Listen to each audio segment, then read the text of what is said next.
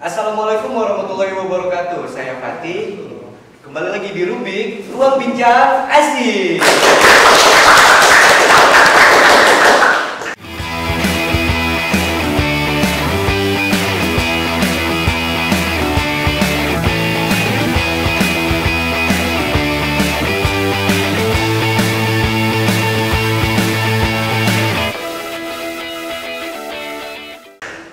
Jadi teman-teman, apa kabarnya? Selamat sore, selamat pagi, selamat siang, selamat malam untuk siapapun yang nonton di luar sana. Ini episode pertama kami dan saya sebagai host baru di sini.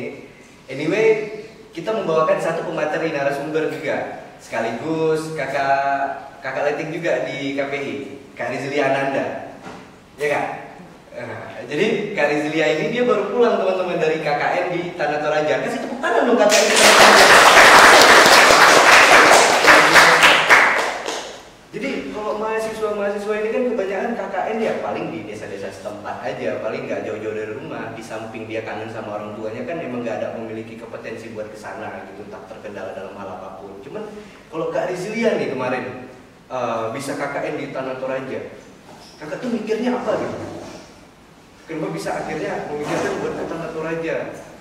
Oh, jadi dari awalnya tuh itu bukan kita ya yang nentuin kita mau kemana, tapi pihak LP2M itu ada buka pendaftaran KKN Nusantara. Jadi awalnya itu kan lagi masa-masanya pendaftaran KKN ya, lagi masa awalnya itu ada KKN reguler, KKN biasa yang kayak biasanya tuh kalau misalnya di IAIN tuh sekitaran Aceh Timur, Aceh Tamiang, lalu ada KKN Nusantara dan ada KKN Serumpun. Nah, jadi itu tuh lagi masa-masanya pembukaan KKN. Nah, awalnya kan pembukaan KKN reguler. Itu saya kelewatan, saya nggak daftar KKN reguler. Karena satu hal lupa daftar dan sebagainya. Jadi udah tutup pendaftaran, baru teman-teman bilang kok nggak daftar KKN gitu. Jadi telat daftar. Nah, lalu setelah tutup KKN reguler ini, bukalah ada info di Instagram IAIN Wangsa, ada pendaftaran KKN Nusantara, KKN Nusantara Moderasi Beragama. Nah, di situ dibilang bahwa tuan rumahnya itu adalah IAIN Parepare. Gak ada dibilang penempatan itu di Tanah Toraja, gak ada dibilang gitu kan. Cuman dibuat KKN Nusantara di IAIN Parepare Sulawesi Selatan gitu.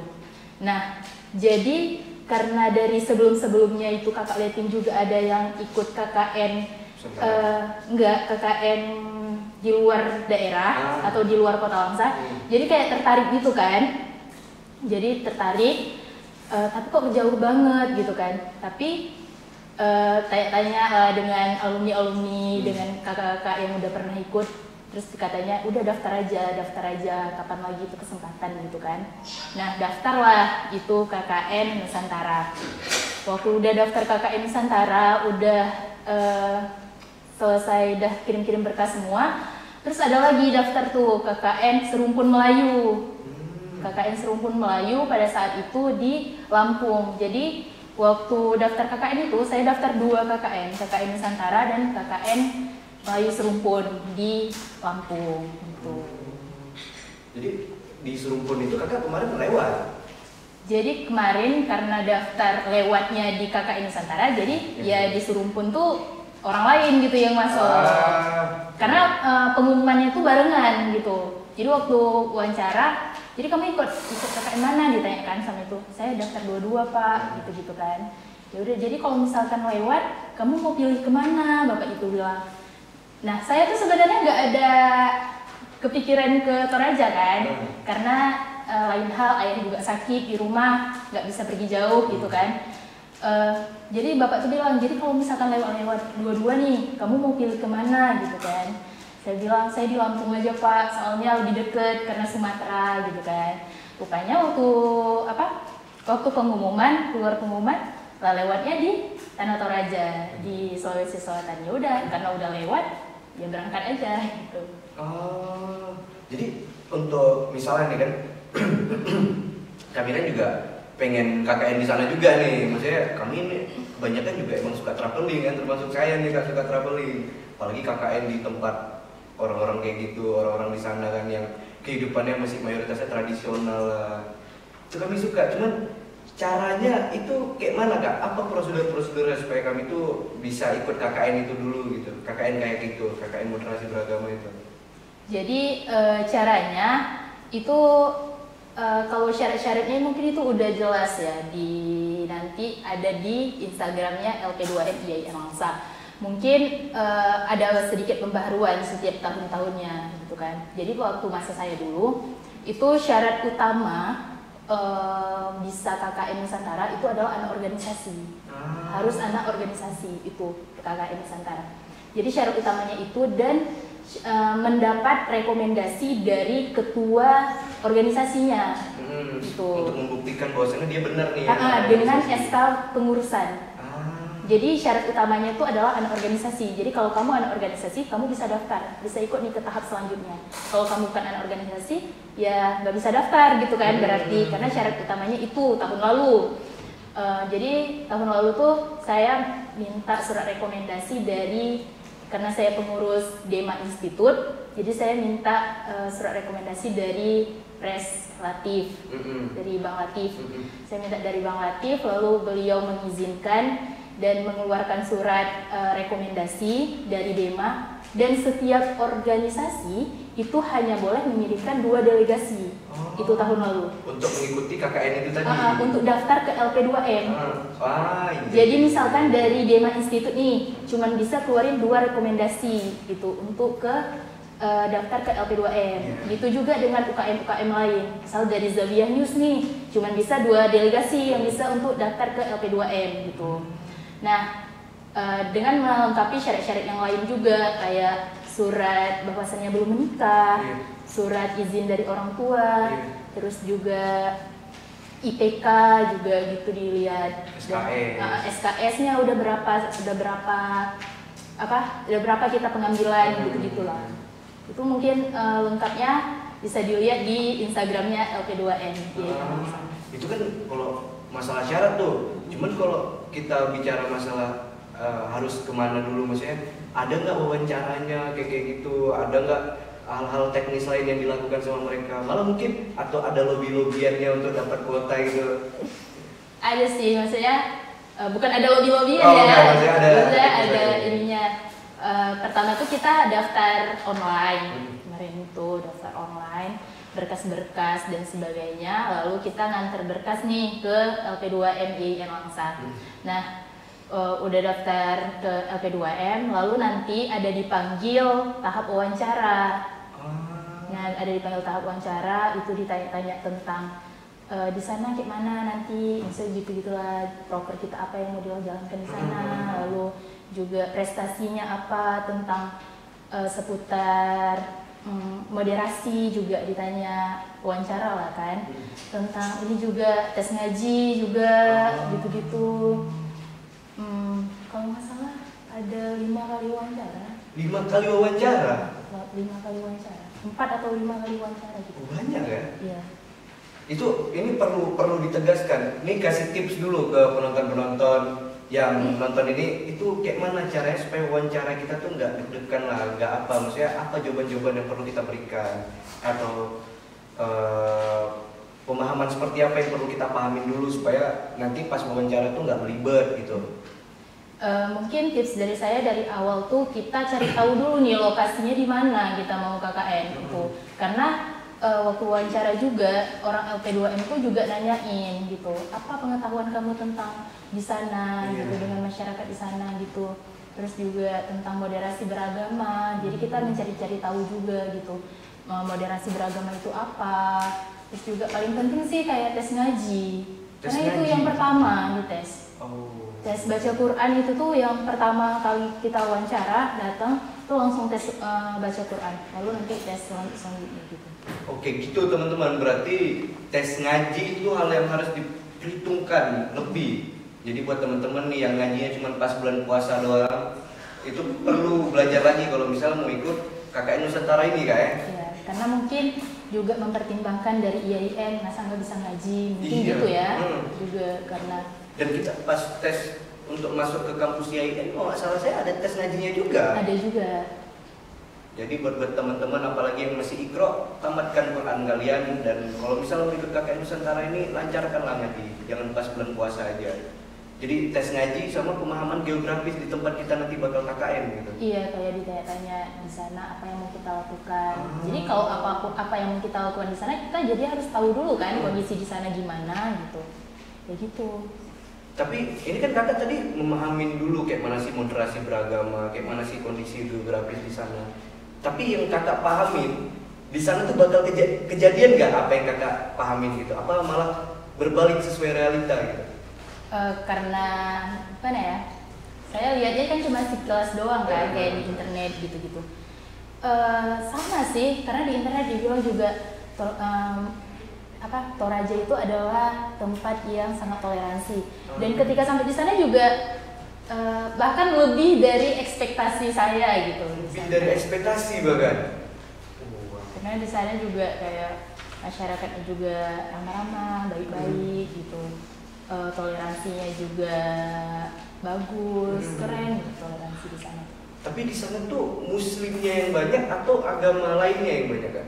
Jadi di sana tuh agama mayoritas mereka adalah Kristen. Oh, mayoritas Kristen. Mayoritas itu Kristen. Dan di kampung yang saya tinggal, saya di Kelurahan Benteng Ambeso, itu kalau nggak salah kayak Islamnya tuh cuma sekitar 30% gitu. 30%? Karena rumah ibadah aja itu masjid cuma 2 dan itu jaraknya tuh lumayan jauh. Tapi gerejanya itu kalau nggak salah ada sekitar 5 atau sekitar 4 gitu. Memang mayoritas Kristen. Mayoritas Kristen. Di situ tapi kak, berarti kan kakak secara nggak langsung kan di sana tempat tinggalnya berbeda, maksudnya udah jauh lah dari kita, cuma nggak masalah kalau jauh. Ini pun budaya kita juga berbeda, terus sama mayoritas dengan ajaran yang berbeda, beda kayak Langsa nih kan, Langsa nih Islam semua isinya. Itu kayak mana tuh kak, cara kakak beradaptasi sama itu tuh kayak mana caranya? Atau adaptasi itu malah bangkit dari permasalahan dulu gitu?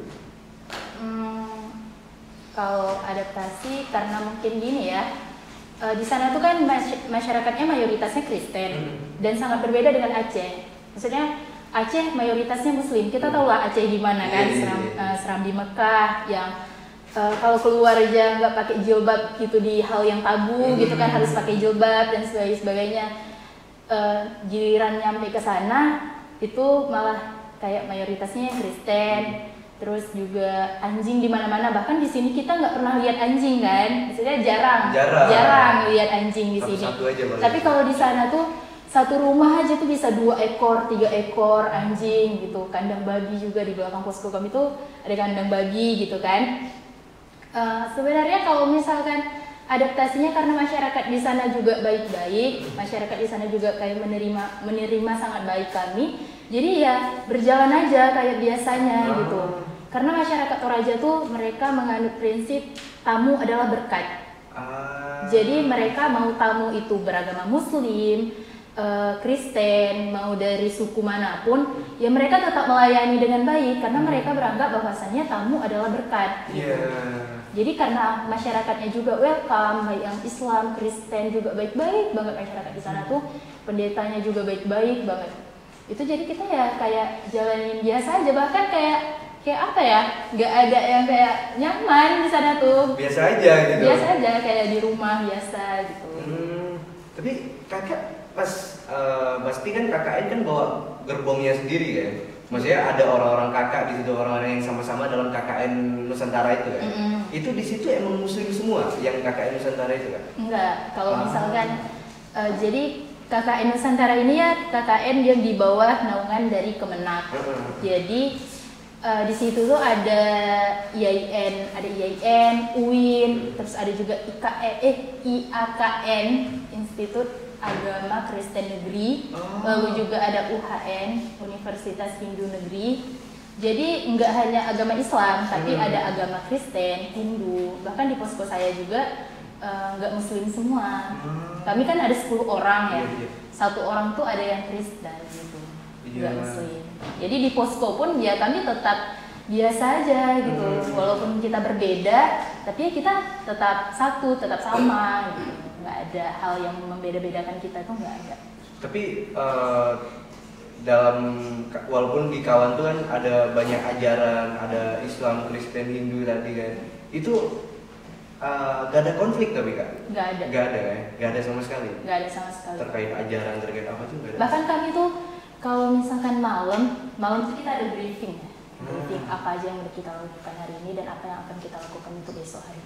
Nah itu kita di sela-sela briefing tuh kadang kita suka kayak kalau di ajaran Islam tuh gini loh, suka gitu. Kalau nanti temanku juga yang Kristen juga, kalau di Kristen tuh kami gini-gini gitu. Kalau di Kristen tuh ajarannya gini gitu.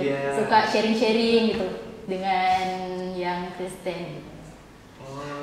Jadi sama kawan aja udah gak ada konflik nih. Cuman kalau sama orang desa emang murni mereka baik banget gitu. Baik banget. Jadi kita tuh kayak dibuat anak sendiri, kayak di rumah sendiri gitu. Masyarakat baik banget. Kami setiap hari dikirimin sayur-sayur dari masyarakat. Jadi kami tuh selama 45 hari kami nggak pernah beli sayur. Setiap harinya itu dikasih dengan warga. Sampai kami bilang kalau misalkan ada pasar, kami mau jual sayur-sayur yang dikasih dengan masyarakat karena saking banyaknya sayur-sayuran. Oh iya, cuma pasar itu jauh nggak dari situ? Nah, alhamdulillahnya tempat yang saya tinggal itu di Kelurahan Benteng Ambeso itu karena kita di pusatnya kecamatan gitu. Mungkin kalau misalkan ditanya dengan yang lain mungkin ada yang jauh gitu.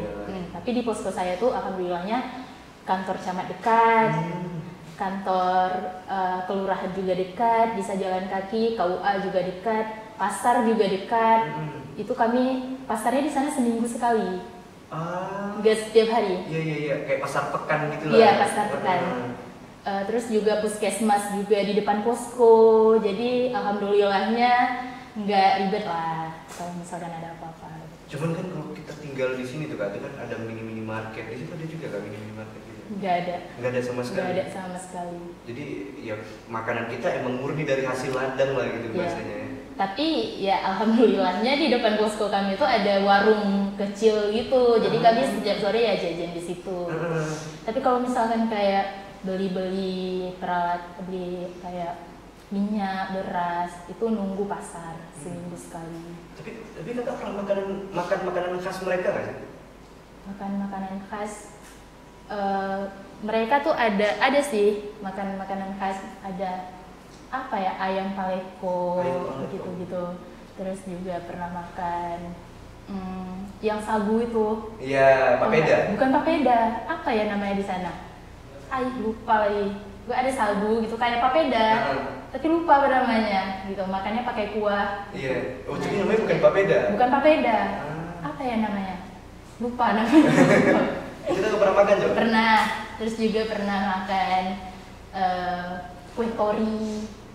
Jadi di sana tuh kalau misalkan ada pesta ataupun ada acara kematian, itu ada disediain kue-kue gitu, ada kue tori gitu. Ada jalang kote. Jalang kote itu kita tuh kayak kue pastel.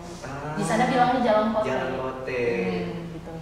Terus juga apa lagi ya? Soto Makassar. Oh, soto Makassar. Iya. Tapi soto Makassar makannya ya di Makassar. Iya. Tapi kan itu makanan Sulawesi Selatan kan. Gitu. Tapi itu tadi pesta orang meninggal tapi banyak hidangan kayak gitu Kak? Iya.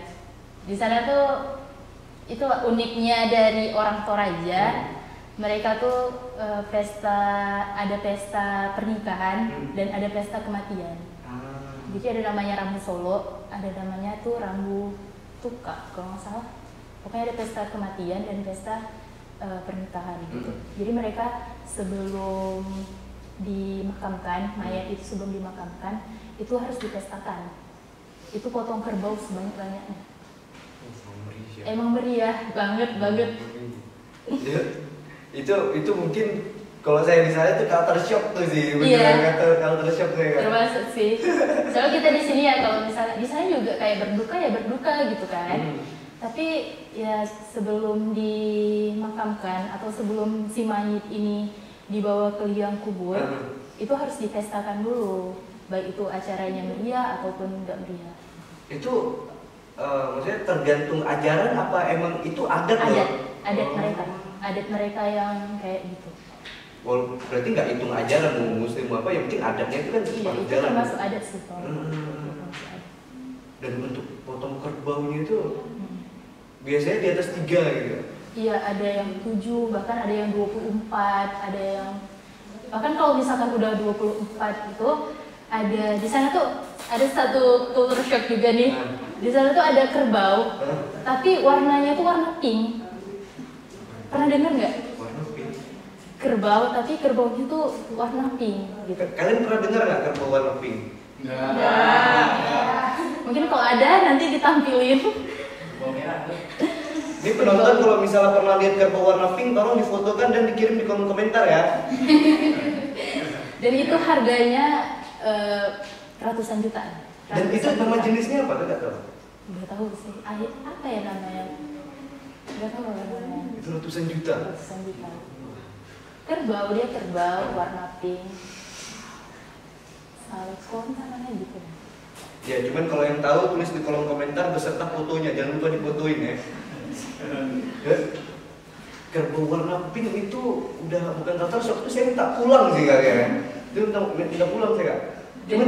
Cuman gini, kalau misalnya harga kerbau itu sampai ratusan juta kan di sana, itu tapi harga-harga pangan yang lain itu kok normal apa malah murah dibandingkan di sini gitu, gimana? Mahal, lebih mahal sih kalau menurut saya.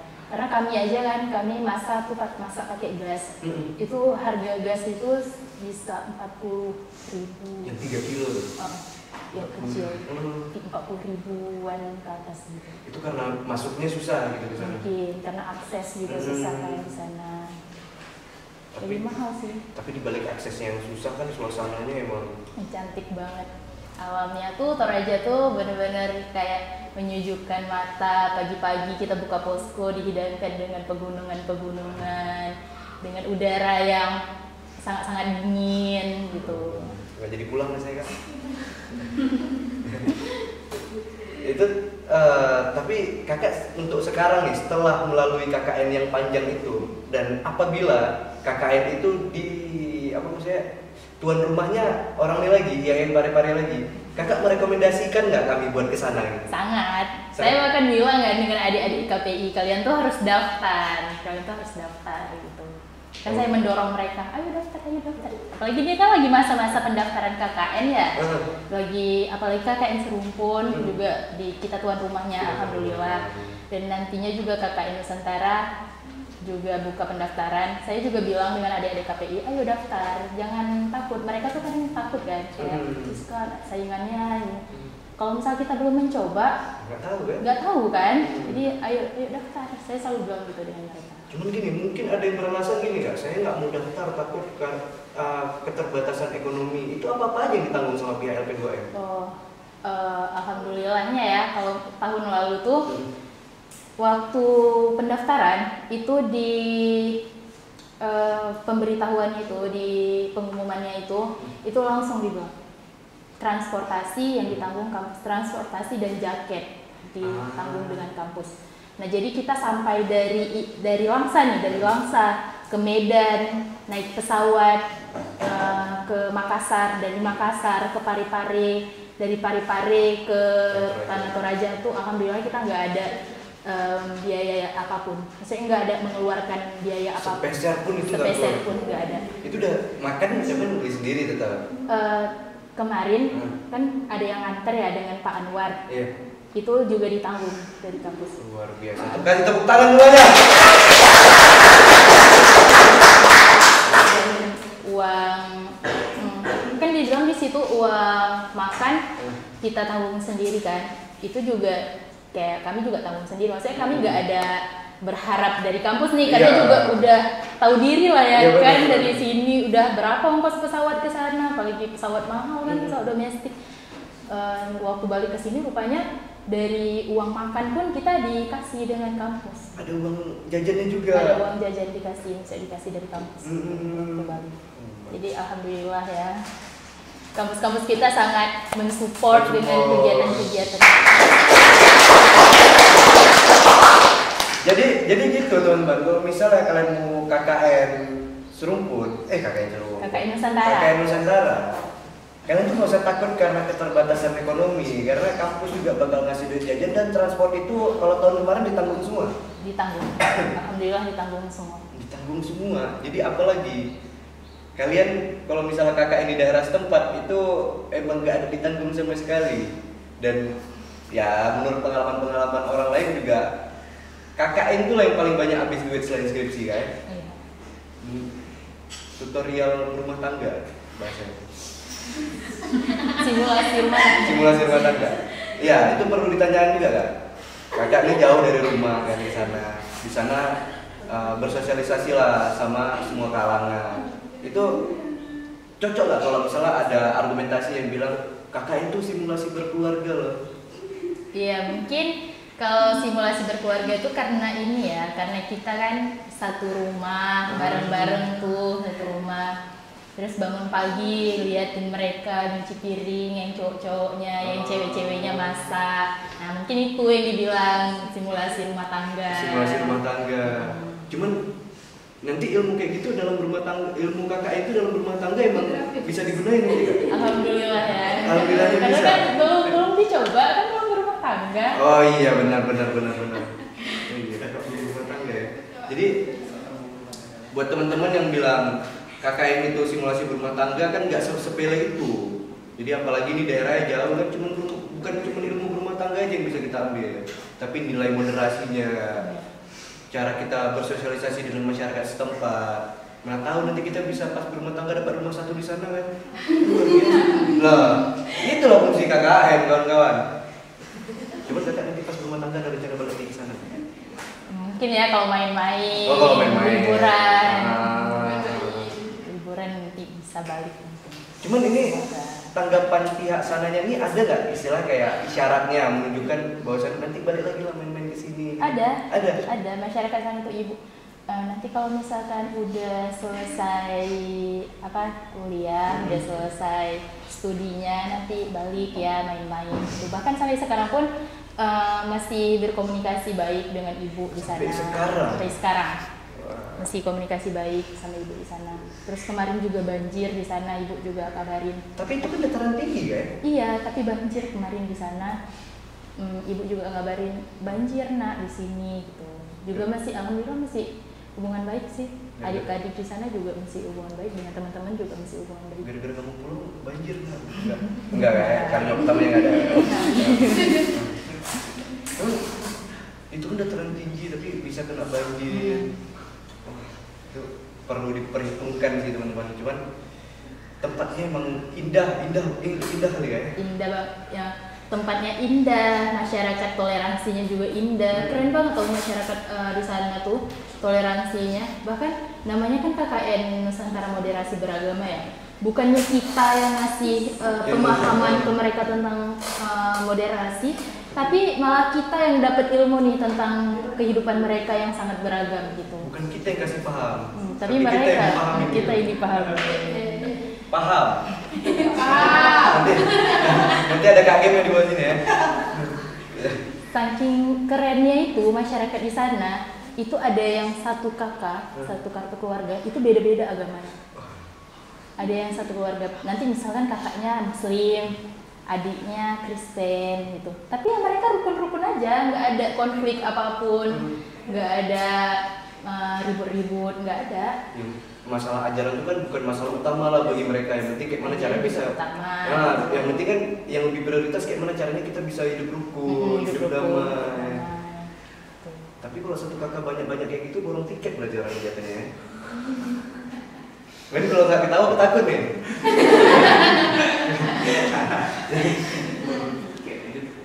Tapi pas kakak balik tuh kan kita melihat kesannya, ada kesan nggak atau nggak pas selama KKN, tapi pas pulang itu kan baru kelihatan ya apakah bakal suasana dramatis gitu pas kakak balik dari sana. Dramatis ya? Dramatis banget. Jadi di sana tuh kita dari 1 minggu kita mau balik itu adik-adik di sana tuh udah pada Kak jangan balik Kak, langsung gitu. Terus ibu-ibu di sana juga jadi kita kan di sana tuh juga main-main ke masjid gitu kan. Jadi ada acara, kami ada buat acara di masjid. Terus ibu-ibu di sana tuh bilang gini, berapa hari lagi kalian di sini 2 minggu lagi Bu, gitu kan. Dan nanti kalau misalkan udah kalian balik, siapa ya yang ke masjid lagi gitu, siapa ya yang ramein masjid gitu.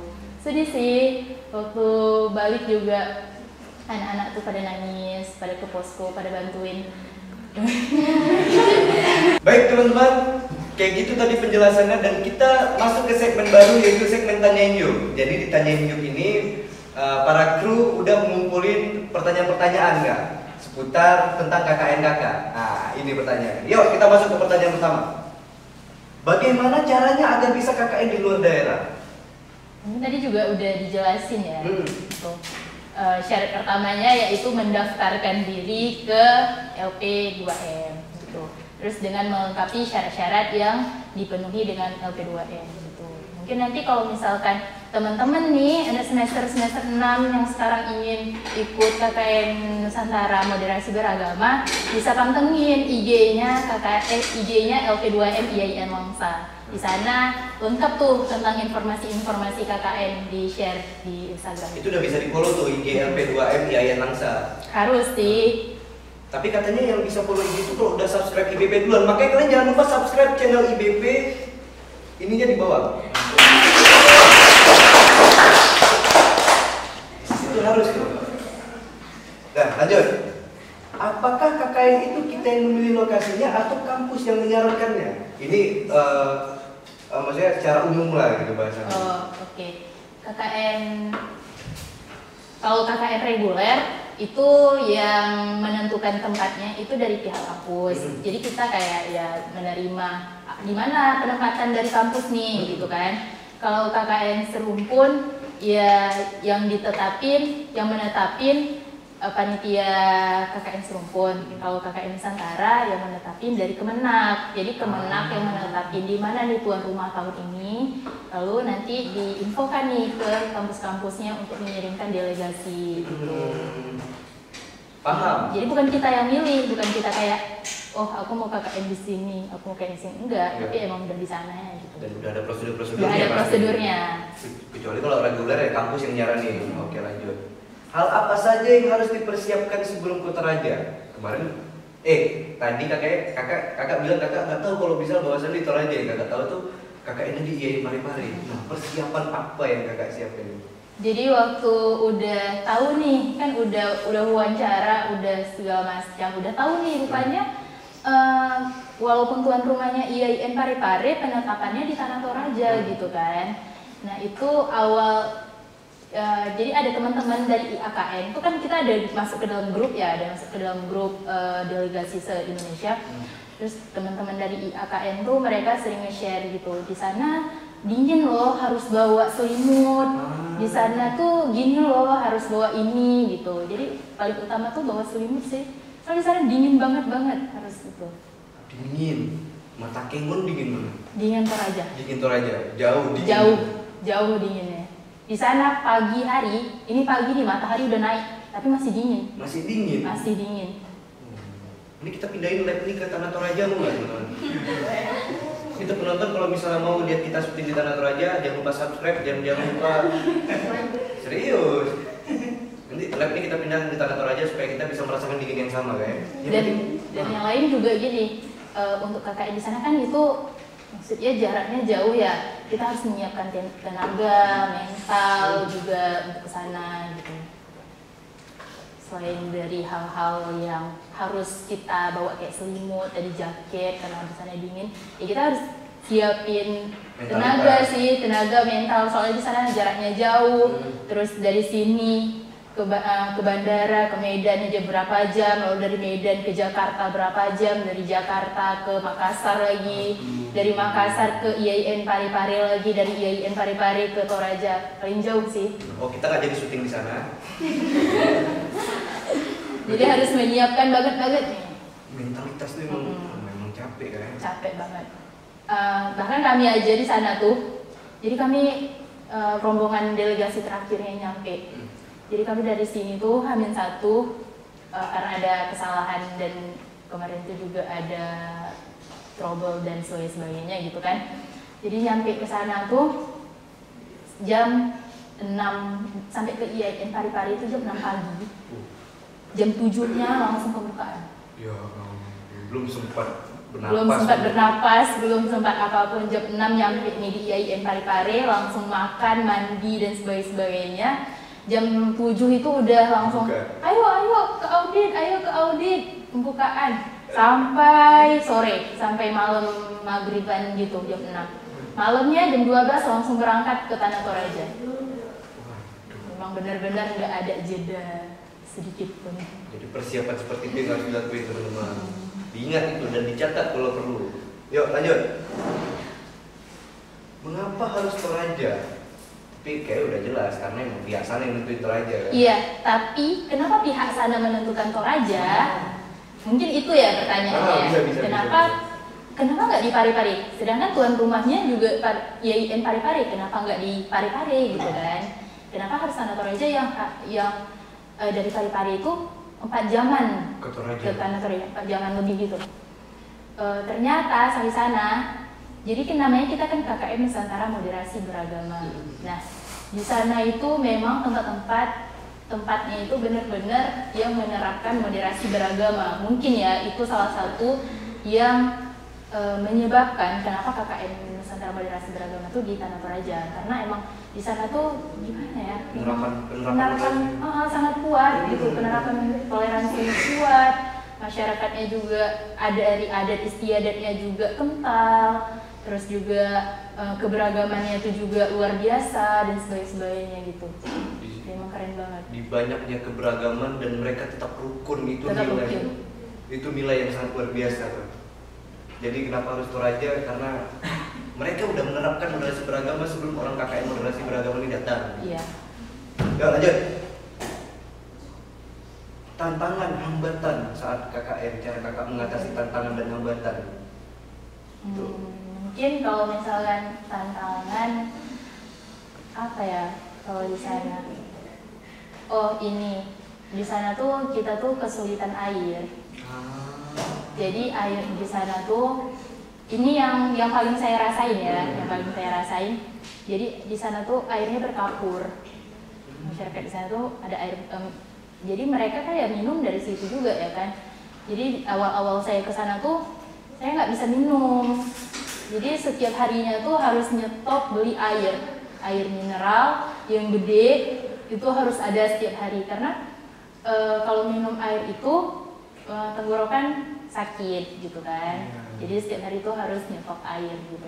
Dan juga akses jalan sih, jalan di sana tuh sangat berbukit, lalu juga nggak ada transportasi umum.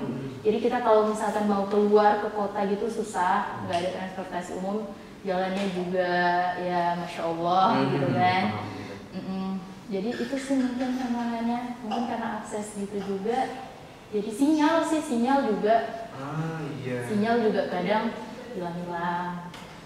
Tapi masyarakat tuh kalau kakak beli air mineral masyarakat minumnya apa? Masyarakat minumnya air yang ada kapur-kapurnya itu. Iya. Dan mereka bisa itu minum. Iya, tapi setelah 2 minggu kami di sana, itu baru tahu kalau di atas. Jadi kan tempat di sana tuh pegunungan ya, lingkari gitu kan. Di atas tuh ada orang jual air galon. Jadi setelah 2 minggu mau 2 minggu pulang, baru tahu kami kalau ada orang jual galon. Diisi ulang di atas. Dan itu kan jaraknya lumayan jauh. Dan harus naik motor. Tapi kan lebih murah pakai air galon jelas daripada beli air mineral. Jelas banget. Kalau air mineral kan untuk pribadi gitu. Air galon itu ada dijual di atas dan masyarakat itu yang diminum berarti. Mungkin ya. Sebagian ada yang minum air galon, sebagian juga ada yang minum air masak. Oh, air yang ada kapur-kapur itu dimasak. Kakak pernah minum itu? Pernah dan sakit. Itu kakak sendiri apa ada kawan-kawan kakak yang merasakan hal serupa? Ya, teman-teman posko juga merasakan hal yang serupa. Kami satu posko awal-awal tuh minum air kapur itu. Jadi mereka sampai kayak menyaring airnya, tunggu airnya mengendap, kapurnya mengendap baru diminum gitu. Dan sakit. Sakit tenggorokan. Jadi itu tantangan apa ya? Lumayan banyak tantangan dia jelas lah dan tempat orang. Iya. Yuk lanjut. Bagaimana first impression saat pertama kali menginjak Tanah Toraja? First impressionnya tuh kayak pertama kali Toraja tuh ya kita di kantor Bupati ya pertama kali. Itu kayak Masya Allah, kayak pemandangannya itu emang benar-benar bagus banget gitu kan. Apalagi waktu jalan mau ke, kan udah dibagi-bagi nih per posko, udah kita udah bareng-bareng nih sama anak poskonya udah nih. Terus dijemput dengan Pak Lurah, jalan ke kelurahan. Jalan kelurahan. Di tempat saya kebetulan kelurahan, tapi di sana kalau kita di sini Gampung ya. Gampung. Kalau di sana namanya Lembang. Lembang. Jadi ada Lembang K2 Lembang Grasik gitu-gitu namanya Lembang. Gitu. Jadi suasananya itu sih yang kayak Masya Allah banget, kayak di tengah-tengah kota ada patung Yesus gitu. Itu Masya Allah tuh. Maksudnya pemandangannya itu Allah. juga Masya Allah sih, pemandangannya bagus. Gitu. Ya lanjut. Apa saja culture shock yang dirasakan selama tinggal di Tanah Toraja menjalani tugas KKN-nya? Ada nggak ada culture shock? Pasti ada. Ada sih. Yang tadi kan udah kita bahas juga kan? Iya. Yang pertama tuh culture shock ya. Saya nggak pernah lihat anjing di sini, sedangkan di sana tuh banyak anjing. Yang kami mana pulang sholat, misalkan malam tuh selalu dikejar sama anjing-anjing di sana. Terus juga masyarakat di sana tuh culture shock juga ini. Di sana kalau misalkan malam itu kayak desa sepi, nggak ada orang, nggak ada orang yang keluar. Mungkin juga karena dingin, karena juga banyak anjing ya malas mungkin ya orang keluar. Cuman penerangan ada. Ada, penerangan ada ya, setiap rumah gitu ada penerangannya gitu. Tapi masyarakatnya nggak ada keluar. Itu. Terus apa lagi ya? Ini pedes, makan di sana tuh serba pedes. Oh, orangnya mereka suka pedes. Iya, jadi di sana tuh ada cabai Toraja, cabainya bulat-bulat gitu. Untuk paprika? Bukan, bentuknya seperti paprika tapi kecil. Itu pedes banget. Oh, berarti kakak pernah ngerasain tuh? Nah, emang masyarakat sana pedes itu sih kayaknya. Ya kan? Mungkin karena saya suka pedes juga. Jadi aman. Sih. Mereka suka pedes mungkin karena emang kondisi geografisnya tuh dingin dan mereka kan perlu sesuatu yang hangat. Iya. Tapi kalau bahas-bahas sesuatu yang hangat, ada jual rokok kan di sana? Ada rokok, ada balok juga di sana tua. Oh jadi iya. mereka menghangatkan badan Dengan cara-cara seperti itu kan? Iya. Dan itu nggak masalah sebenarnya teman-teman bagi mereka kan? Mereka nggak masalah. Hidup berbudaya, hidup beradat bagi mereka. Yuk lanjut. Apa kebiasaan masyarakat Toraja? Iya. Kebiasaan mereka nih apa yang nggak kita temuin di sini tuh ada nggak? Tradisinya sih yang tadi saya jelasin. Upacara kematian. Upacara kematian, karena di sini ya nggak ada ya kan upacara Nggak ada. kematian. Terus juga kalau misalkan yang saya dapatkan, kalau kita ya di sini kalau misalkan orang meninggal itu Tahlil gitu ya? tahlil kan, itu maksudnya orang yang udah dikubumikan baru kita tahlil. Kalau di sana enggak, itu kayak diibadahkan dulu tiap malam tuh, kayak kita tahlil ya. Mereka tuh belum langsung dikuburkan? belum. Jadi setelah diibadahkan beberapa hari ketiga atau hari keempat itu baru dimakamkan. Hari keempat? Ya. Itu pakai apa? Pakai formalin supaya nggak busuk? Mungkin disuntik. Terus ada lagi satu, ini sebenarnya jawaban tadi ya, culture shock. Jadi kita di sini nggak, kalau misalkan orang meninggal tuh kita bilangnya meninggal ya, Iya. memanusiakan manusia. Di sana tuh yang saya shock adalah kayak anak-anak gitu kan, Kak, sore-sore tuh Kak, masih di posko, Kak, kakak nggak pergi ke tempat orang mati? Iya, ampun orang mati. Itu kayak orang meninggal, oh iya Kak, ke tempat orang mati. Jadi kita kayak yang nggak terbiasa ngomong, nggak terbiasa denger hal-hal kayak gitu. Jadi kayak mati. Maksudnya itu lebih mengerikan gak sih, kayak mati gitu. Itu kan dari segi norma bahasa kan. Walaupun dalam artian itu kan sama, cuman Sama. itu enak dengar itu meninggal. Sumpah. Orang mati. Kalau oleh orang mati, kamu matikanmu gitu, bilang gitu lah. Sumpah juga. Nah, yuk lanjut. Apa keunikan? Ya banyak sih keunikan kayak dari Suku Toraja ini kan. Iya, mungkin sama aja ya dengan yang tadi gitu. Upacara-upacara. Di sana tuh masyarakatnya itu sangat-sangat kental dengan adat dan budaya gitu kan. Jadi bahkan kayak misalkan kita pakaian baju aja nih, itu nggak boleh sembarangan. Di sana? Jadi kita kayak misalkan Kalau kita di sini ya bebas aja ya. Kalau misalkan mau pergi undangan ya pakai baju warna apa aja boleh. Kalau misalkan ke tempat orang meninggal juga di sini, maksudnya enggak yang menerapkan gitu kan. Malah kalau terlalu menerapkan yang bahaya seperti pakai baju warna hitam itu. Nah, di sana tuh begitu. Jadi di sana kita nggak boleh pakai baju. Kalau misalkan di tempat orang nikahan, kita nggak boleh pakai baju hitam. Dan sedangkan saya bawa bajunya itu hitam. Baju gamis itu cuma satu biji tuh yang nggak hitam tuh. Nah, di sana tuh nggak boleh pakai pakaian hitam. Jadi mereka tuh kalau misalkan acara pernikahan, bajunya tuh yang kayak kuning, yang cerah-cerah, merah, yang cerah-cerah yang menandakan kebahagiaan, gitu. Sedangkan ke tempat orang meninggal, orang mati, jadi uang, itu kita nggak boleh pakai pakaian yang cerah. Harus pakai pakaian yang hitam. Kebalikannya, yang gelap lah. Jadi nggak boleh yang pakai pakaian yang kayak inilah. Kuning-kuning cerah. Nggak boleh pakai baju SMA di sana kan. Nah putih juga mereka tuh kayak ada simbol-simbol gitu tahu. Kayak putih itu berarti keturunan bangsawan gitu-gitu. Jadi mereka tuh kayak banyak simbol-simbolnya. Emang kental kali adat. Kental kali dengan adat. Berarti itu teman-teman, suku Toraja ini berarti semasa Kak Rizlia melaksanakan KKN-nya emang dinilai uniknya itu adalah mereka mesti kental banget dengan adat dan budaya. Dan itu yang kurang dari kita, maksudnya itu yang perlu ditingkatkan adat dan budaya kita gitu, dan menjadi pelajaran juga. Yuk lanjut. Apa saja pengalaman kakak selama berada di Toraja? Banyak nih kan? Banyak tapi pengalaman yang paling berkesan buat kakak nih kan? Kemarin ada katanya kakak tinggal di rumah. Kakak? Kalau tinggal ya tinggal di rumah kosong. Kalau pengalaman berharga bagi saya, ini pribadi nih ya, itu adalah jangan teledor. Itu pertama. Karena saya kehilangan dompet. Dompet kakak hilang di sana? Ya, kehilangan dompet. Jadi saya seminggu di sana tuh tanpa dikamu orang, tanpa ada dompet, tanpa ada identitas, KTP hilang semua, SIM hilang semua, ATM hilang semua, jatuh di bus. Ya, nggak jumpa dong? Jumpa, alhamdulillahnya orang sana baik-baik dan panitianya saya sangat terima kasih dengan panitianya, sangat-sangat membantu, sangat-sangat merespon baik, gitu. Jadi dikembalikan. Nah, kalau pengalaman-pengalaman yang lain banyak sih, kayak dari pertemanan. Jadi kita tuh kayak di mana-mana ada teman. Kita mau se Indonesia nih, mau kemana? Ada teman. Itu juga pengalaman kan? Terus juga kita pengalamannya adalah yang nggak bisa didapetin di tempat lain. Itu kita bisa belajar bagaimana agama lain, bagaimana budaya yang ada di sana, gitu. Yang budaya yang nggak bisa kita dapat di tempat kita, gitu.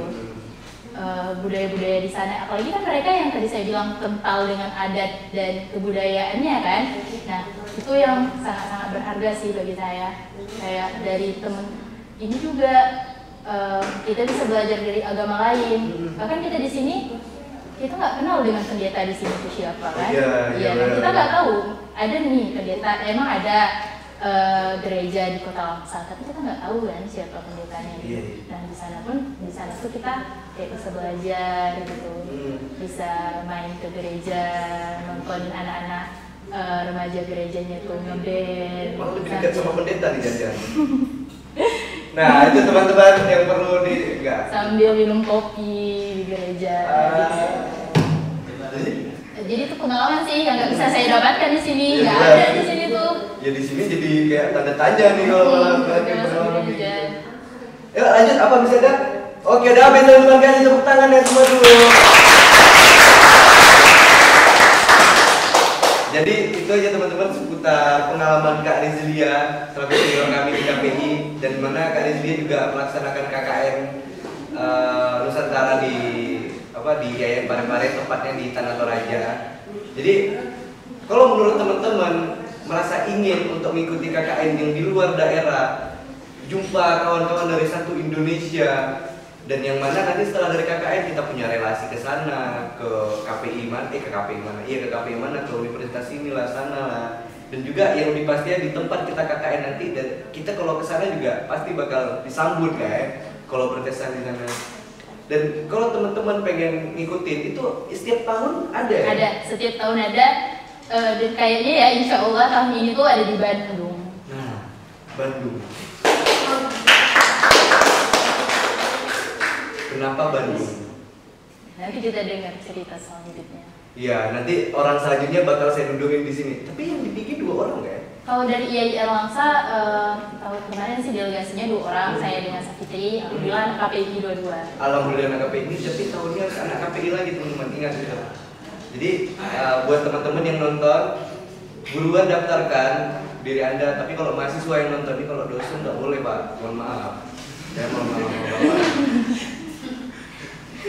Enggak, mohon maaf ya kalau misalnya ada dosen yang nonton, Pak ini untuk mahasiswa aja Pak. Ini KKN Nusantara. Tapi teman-teman yang mau daftar, terutama KPI itu wajib KPI daftar ya? Wajib sih, wajib. adiknya. Walaupun saingan kita KPI sendiri, tapi KPI tetap harus wajib daftar. Wajib. Sayang banget, uang pesawat ditanggung kita, apalagi kenapa Bandung?